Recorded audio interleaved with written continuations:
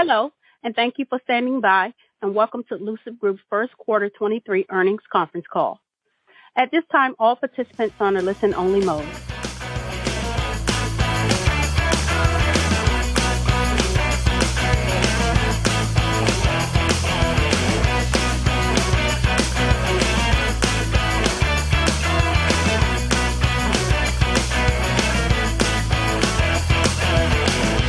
Hello and welcome to Kilowatt. My name is Bodie and I am your host. And as you can probably tell by the introduction, we are going to talk about Lucid's Q1 2023 earnings call. This earnings call is going to be a little bit different, and here's why. We're not going to hear the opening remarks of Lucid's CEO, Peter Rawlinson, or their CFO, Sherry House, because Peter's opening remarks were mostly marketing speak, and there wasn't a lot of information in there that I would deem valuable. So I'm going to give a quick rundown of the things that I thought were interesting, but I can tell you a lot faster than it would take for him to explain it. So I boiled it down for you to save some time. And as far as Sherry's stuff goes, there were a couple things that she mentioned that I thought were interesting as it relates to this show. So I will also give you that information. And then we'll go through and listen to retail investor questions and analyst questions.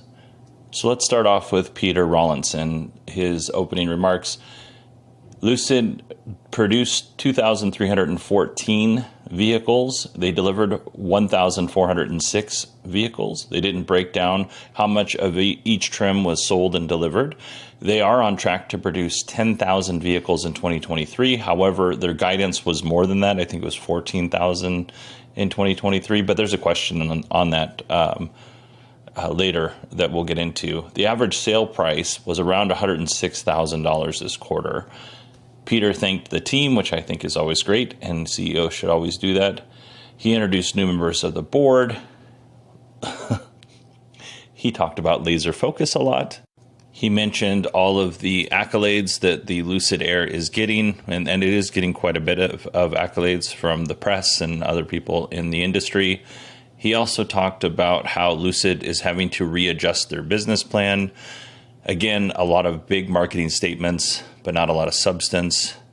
He did mention, that I thought this was interesting, there's a question about it later, is that Lucid is talking to third-party auto manufacturers about licensing Lucid's intellectual property, which I think is great. Lucid is working on decreasing battery pack sizes, but still keeping or increasing the energy density of those battery packs. So it sounds like they're working with some new technology there that they're not really ready to talk about. They talked a lot about bringing lower cost vehicles to market. Right now, Lucid starts at $87,400 or something like that. They talked a lot about how there's a misconception out there that the Lucid Air is a $200,000 car. And they mentioned this several times, that it was frustrating that people didn't know that it's a much more affordable car than that, because it starts at $87,400, which is a stupid amount of money for a car. Listen, if you can afford to buy it, more power to you. I think that's fantastic. But that's not a cheap car. And you also market this vehicle as a high-end luxury brand. And not just a luxury brand, like ultra luxury brand. And immediately after complaining that everybody thinks that the Lucid Air is a $200,000 car, and nobody knows that there's a more affordable version at $87,400, they transition into talking about the Lucid Sapphire, which is a $250,000 EV. Granted, it goes 0 to 60 in less than 2 seconds and 0 to 100 in less than 4 seconds. But still, maybe if you want to emphasize that more affordable version, you don't immediately follow it up with the more expensive version. Like if everybody thinks that you have a $200,000 car, and you say, no, we have an $87,400 car over here, but we're going to say that really quietly. And then we're going to talk about this $250,000, which is more than what people think these things cost. I just think they have a messaging problem for sure. Maybe it's not a marketing problem. It's a messaging problem. They also gave a little Gravity SUV update, and we'll hear a little bit about that in the questions. I've been doing earnings calls for a while now. I just started recently doing, the other auto manufacturers, but I've been doing Teslas for more than 5 years. And one of the things that I've found is in the opening remarks, they will generally have a theme and they'll hammer on that theme throughout the earnings call. And this theme, this episode's theme is Lucid has a more affordable car. And they're frustrated that people think that Lucids cost a lot of money, which they do, but they don't cost $200,000. You can get them that are a little bit cheaper. All right, that brings us to Sherry House's opening remarks. And this one's going to be much faster than Peter's. Lucid has a training program for employees in Saudi Arabia because they're building a factory in Saudi Arabia. They even brought some of those employees to here in Arizona at their Casa Grande factory to learn about building these cars. So that's great. All right, let's see here. When Lucid went public, they merged with a SPAC company. We talked about SPACs recently, so we're not going to go into that again. The SEC, the Securities Exchange Commission, they did a investigation into this, and they're not recommending any, enforcement or punishment or whatever. They thought something funny was going on. Turns out there wasn't. Moving on. They're working to improve efficiencies and lower costs, which all companies are doing right now. And then the factories in Arizona and Saudi Arabia are coming along. They're building a new factory in Saudi Arabia, and they're adding 3.8 million square feet to the Arizona factory, which is really impressive. It's a big building. And that brings us to the end of the opening remarks. Let's go ahead and get to our first retail question. It might even be our only retail question. This is a hard-hitting question to start, and I'm going to say kudos to the Lucid team for answering it. So let's go ahead and get to that question. Peter, you've said, I'd just like to underpromise and like to overdeliver. You promised 20,000 deliveries in 2022 and 49,000 in 2023. We got 4,022 and guidance is just 10 to 14 for 23. When will we see underpromising and overdelivering? It has been the complete opposite so far. Thank you, Maynard. I'd just like to start by saying to everyone, I acknowledge and empathize with the frustration, and I take this very seriously. Under-promising and over-delivering isn't about setting low standards or being complacent. It's about being realistic and proactive and then going above and beyond to try to exceed expectations. And we as a management team, we take this very, very seriously. Back in 21, hardly anyone could have foreseen the disruption to the logistics and supply chain that we saw in 2022 that affected the whole industry. It wasn't just Lucid. It was a bunch of other car companies, very established names, were affected the same way. I was part of a team that worked night and day in that factory to resolve issues throughout 22. And as a huge team effort, we did that. And now we're facing challenges in the market, macroeconomic effects, and high interest rates, which do impact. We've seen the withdrawal of the federal tax incentive at the end of 2022. And these are factors which are very difficult to predict. When we guide, we do so with absolute honesty and integrity to the very best that we are able to estimate. And I totally empathize with our shareholders who are here with us through the long run. But I nevertheless believe that this is a technology race, that the technology that we've developed is unique, it's hugely differentiating. It will enable us to push the price of cars down because we've got more efficiency, which means we can go further with less battery energy, which means we can go the same distance as anyone else with smaller batteries, and batteries are the high cost item, which gives us an advantage in terms of potential gross margin. And I believe this will come to bear in the future. And we've also got compelling products coming. We've got Sapphire, which is going to be a halo product for the brand and help grow brand awareness. as we know that is a limiting factor right now.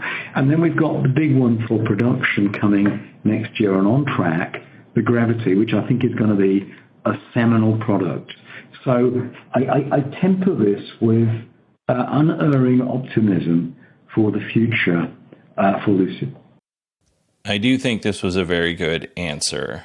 It was a really good question. This was a retail question, so they didn't have to choose this question to start the earnings call question and answer section off. They could have easily just ignored it, but they didn't. So I give them kudos for that. And I thought their answer was good, and Peter Rawlinson was the right amount of contrite as well as the right amount of here are the challenges that we faced explaining those things. So I think that's all great. I'm pretty sure other car companies, the media, other companies in general were forecasting that the supply chain was going to be an issue. Maybe they didn't think it was going to be as bad as it ended up being. But I do remember in 2021, other businesses saying, hey, we're going to have some supply chain issues and it's going to take a while before this works itself out. And yeah, I don't think anybody was taken by surprise as far as that goes. The war in Ukraine was definitely took people by surprise, and nobody really expected that to happen. So that was problematic. And you remember just a few minutes ago when I said, hey, there's usually a theme in these earnings calls, and that theme this time happens to be that they don't understand why people are unaware that they have an affordable or more affordable version of the Lucid Air. Well, they mentioned the Lucid Sapphire was going to raise brand awareness. Lucid Sapphire costs $250,000. That's the car that costs $250,000. They say this with no irony in their voice, that they don't understand why. We're looking forward to releasing the Sapphire because that's going to raise brand awareness. Yeah, it's going to raise brand awareness as in a really expensive car that costs $250,000. You're not doing yourself any favors. That's what I'm saying here. Yeah. So when does Lucid start under-promising and over-delivering? I don't know, to wrap that up. All right, let's move on to our next question, which is, would you consider launching a more affordable version of the Gravity SUV first? Would you consider launching the Gravity with a more price-accessible trims first to attract more buyers considering the current economy conditions? Yeah, firstly, I would say that from a principal perspective and given where we are in the life cycle maturity of our company, we do think it's important to balance between volume and price and not to optimize one to the detriment of the other. Your question is timely because we have been studying this topic, looking at launch cadence, the time between launches, and the price elasticity curves and where the intersection of those end up optimizing for the company. It's still a little bit early for us to comment on our intended approach, but what I can say is that we've already sourced about 80% of the components on the Gravity. It's going really well, and we've been able to stay within our cost targets, which will ultimately give us maximum flexibility to react to dynamic market conditions over time. We're also taking lessons learned from the Air and looking how we shrink the amount of time between trim launches, hence getting all buildable configurations into all regions out to the public faster. And finally, we know it's important that customers are aware of the full price spectrum for the vehicle. We found that a lot of people simply don't know that we offer, in the case of an Air, a vehicle with a starting price of $87,000, as Peter mentioned a few moments ago, and hence awareness is something that we continue to focus on. So we'll keep you posted as we can share more, perhaps at the Gravity unveil later this year and in 2024 as we approach start of production. I feel like I have a soft heart when it comes to startup companies like this and anybody in general who's trying to build something that's really hard to build. Like I hate being critical of the companies because there are, a million different challenges that they face that I don't even know about. So I am sympathetic towards these companies when they're trying to do that. So I'm going to give Lucid a little bit of latitude because building a car is really hard. So I'm not going to say anything negative about this. I will say they have a lot of lessons to learn from when it comes to building vehicles over the last couple of years. And those lessons range from the supply chain to manufacturing to delivery. like all the way down the line, all of the components that, all of the things that are necessary to make a vehicle and then actually deliver it to somebody. There's a lot of things in between. And because they've learned those lessons, I would expect the Gravity to be ramped up much faster than the Lucid Air. Let's go ahead and move on to our next question, which involves licensing technology to third parties. Peter, in your comments, it sounded like you were alluding to potentially licensing or selling the powertrain technology, and it sounded like that was actually, pretty far along potentially with some customers. I'm just curious if you can comment on that or give us any other color as to what those comments meant. No, John, I'm not in a position to disclose anything tangible at this juncture, as I said earlier. But we continue to receive incoming interest, and I think there's a growing awareness that we have something very, very special here in terms of performance and efficiency. And if you can have something more efficient, you carry less batteries, so you're burdened with less battery weight, and this makes the car really more agile and more sporty, more a driver-focused experience. So the technology we have today is eminently suitable for higher performance vehicles with our drive units of 600 to 670 horsepower capability. When we develop lower power units, more affordable units for a mid-sized platform in a few years' time, it's that technology would be, more appropriate for more mainstream manufacturers. We've not proactively gone out to seek any engagement in this arena, but we've had multiple OEMs come speak to us, and we are in dialogue with several right now. And that's all I really can disclose at this juncture. I get the feeling that Lucid needs money. Like, I don't know how much licensing their technology would give them in terms of a revenue stream, but, they've had a lot of struggles. When I started this podcast in 2016, they had just announced that they were a company. They were showing off the new Lucid Air or the prototype version of the Lucid Air. And, to date, they haven't delivered all that many vehicles. We'll say less than 20,000 we're going to take 4,000 delivered last year and 10,000 that are supposed to be delivered this year. We'll give them the benefit of the doubt. So that's 14,000 plus whatever they delivered prior to that. So we'll just give them the benefit of the doubt and say 20,000 cars. It's not a lot of money, especially when you're building two factories. So yeah, we'll just give them the benefit of the doubt on that they need money for sure. I don't know how much that would give them. I don't even know if it's worth their time, but it's definitely a revenue stream. I don't know if I've mentioned this or not, but it's definitely something to mention again, is one of the other themes in this earnings call is that Lucid keeps talking about a smaller battery pack that has the same or similar energy density as their larger battery packs. So they're definitely working on something, and that's something that we should be looking out for as we go forward this year and next year. I'm guessing it will probably be announced with the Gravity SUV, but definitely something to watch. Next up, we're going to hear about Lucid's change in guidance and why they've changed their guidance as to how many vehicles they're going to produce and deliver. The change in guidance in terms of going from 10 to 14,000 to 10,000, how much of that would you say is related to just some concerns on the macro or your ability to build brand versus just factory production issues? Any details you can provide on that? And then I have a follow-up. Yeah, I think it's important as we take a very responsible perspective of this, that we match the cars that we build, the production volumes, with the cars that we deliver, and that's the balancing act. Certainly we believe that the macroeconomics are playing a part in the deliveries right now. We also believe that the interest rates play a part, even for a high-end product. Even in this part of the market, interest rates do provide a a headwind.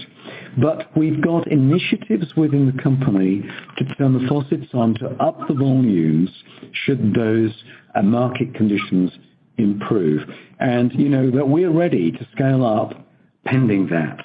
And also, as we amplify brand awareness.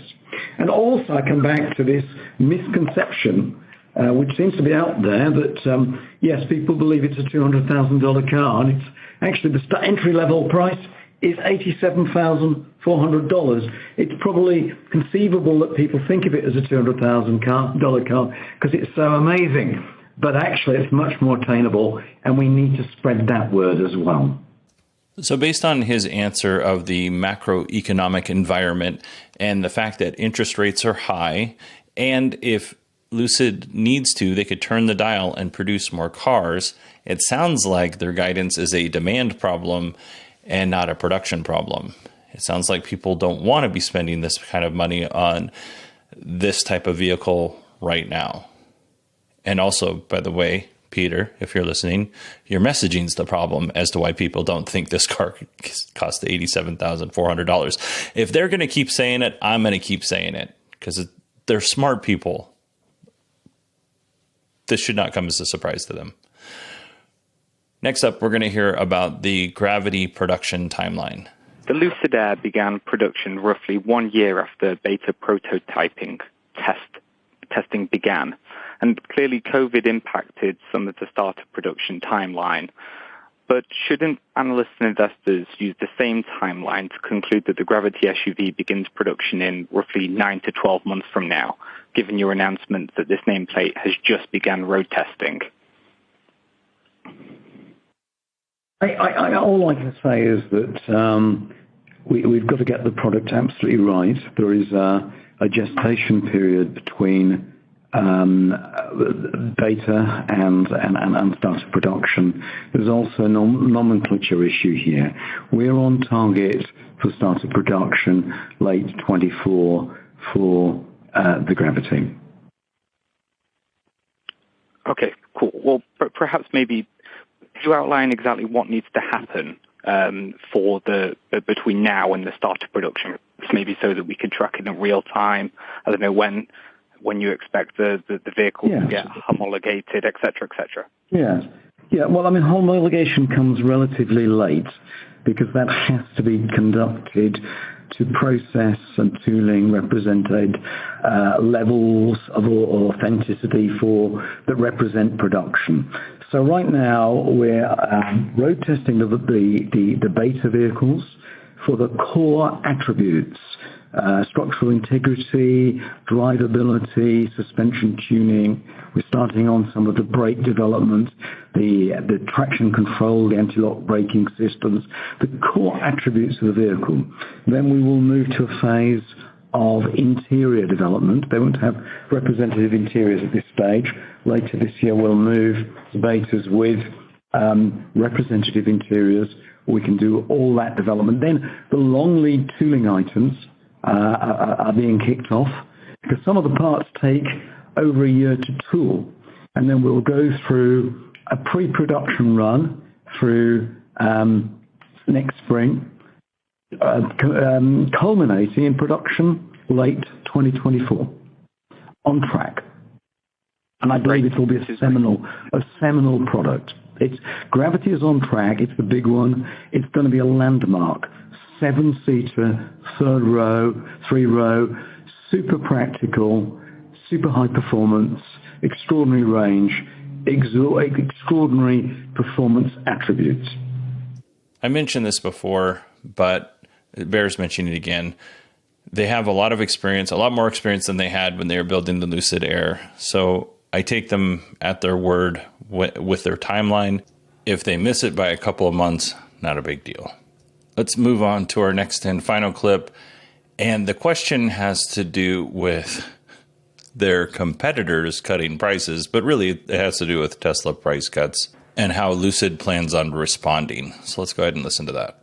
Peter, just wanted to get your thoughts on kind of competitive dynamics in the market right now. From our vantage point, it feels like a pretty challenging market for luxury electric vehicles, but wanted to get your view on if price cuts from from one of your large domestic competitors on their luxury line of vehicles is having any impact on demand for Lucid vehicles.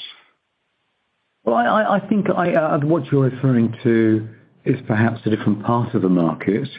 I believe that there is a challenge to the entire market right now because of macroeconomics and because of interest rates, which actually do affect this place of the market.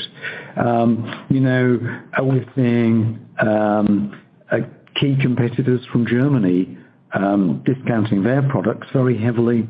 That's not just the U.S. manufacturer that you may be referencing. The Germans are heavily discounting their vehicles, and I think there are challenges right across the marketplace. I think what we need to do is just amplify awareness just how compelling our product is. We've got better range, we've got better interior comfort, we've got more legroom, we're faster charging, we're more efficient, we're higher technology. We've got a fundamentally superior driver engagement experience. I was taking some potential customers for a test drive just yesterday, and they were just blown away by the overall driving and riding experience. And we just need to get more people behind the wheel. That's what this is about. We don't have 100-year heritage or history. We don't have an existing customer base. We need to win new advocates, new customers. That's super helpful. And it's good to hear you're out in the field kind of promoting the product. I'm personally, most weekends I'm out meeting customers at events, and the grassroots evangelism is growing. And this doesn't happen overnight. This will take some time. We are planting acorns for a forest to come in the future. Make no mistake. All right. As far as the Lucid Air being better than any of the Tesla vehicles out there, maybe that's true, maybe it's not. It's highly subjective. But people should buy what they like because it's their money. So if they think that the Lucid is a better product than the Tesla, then you should buy a Lucid. If you have enough money to buy a Lucid and you think the Volkswagen ID.4 is a better product, buy an ID.4. We're living in a time where most all of these cars are amazing and they can do amazing things, and they're only going to get better as we continue on. We'll hit a point like the iPhone or the Android where we get small iterations, but right now we're in that technology growth phase. Like with every new release and every new software release, the cars get better and better and better. This is an exciting time. And like everything, it's going to slow down, but man, I'm excited. I am excited where EVs are going. They're just, I don't know. I have no more words other than to stammer. I have only stammering left. One of the things that Peter said that I thought was really neat was they're not a 100-year-old company and they need to earn customers. So they're planting acorns, and it takes a long time for a tree to grow. And it takes a long time for a tree to provide shade and get that canopy, and it takes a long time for a forest to grow. So I like his analogy there. All right, everybody, that is it for this week's show. It's 28 minutes and 43 seconds. Can you imagine if we had to listen to Peter and Sherry and their opening remarks? This would be a really long show. I just want to take a second and thank Allison and Steve Sheridan. They were very kind, and I think I've mentioned this, but I hadn't installed them. They were very kind, and they sent me a little gift in the mail for my new car. They sent me a new set of puddle lights. So when you open up the door, there's a little light that shines on the ground so you know what you're stepping into. What they sent me was a laser light that fits into that same spot, and instead of just illuminating the ground, it shows a T and it says Tesla underneath it, and it looks really cool. So I just wanted to publicly say thank you to them because it was really nice of them to think of me. Speaking of Allison and Steve, they are going to be on Friday's show. All right, that is it for me this episode. I hope you all have a wonderful day. If you live in the U.S., hope you had a wonderful Memorial Day. And I will talk to you with Allison and Steve on Friday.